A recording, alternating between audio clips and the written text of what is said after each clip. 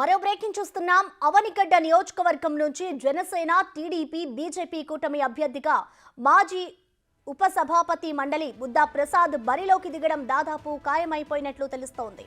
జనసేన అధినేత పవన్ కళ్యాణ్ సమక్షంలో ఆయన పార్టీలో చేరనున్నారు. పొత్తులో భాగంగా జనసేనకు అవనిగడ్డ స్థానం కేటాయించారు. ఈ నేపథ్యంలో బుద్దా ప్రసాద్ కు టికెట్ ఇస్తేనే విజయ అవకాశాలు ఎక్కువగా ఉంటాయని పవన్ భావిస్తున్నట్లు సమాచారం.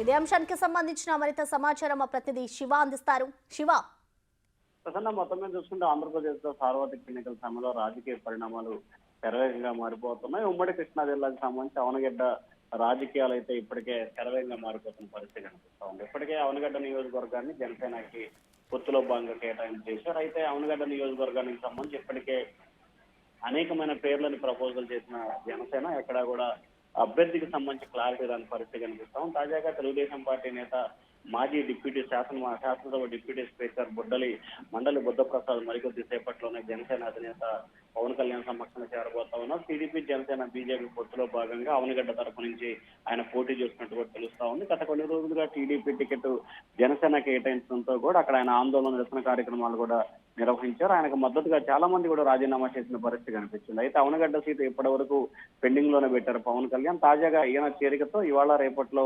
జనసేనకు సంబంధించి అవనగడ్డని మండలి బుద్ధప్రసాద్ అభ్యర్థిని ప్రకటించే అవకాశాలు అయితే కనిపిస్తున్నాయి. 11 గంటల తర్వాత జనసేన అధినేత పవన్ కళ్యాణ్ సమక్షంలో హైదరాబాద్ లో మండలి బుద్ధప్రసాద్ జనసేనలో చేరబోతున్నారు. Prasanna. Okay, thank you Shiva.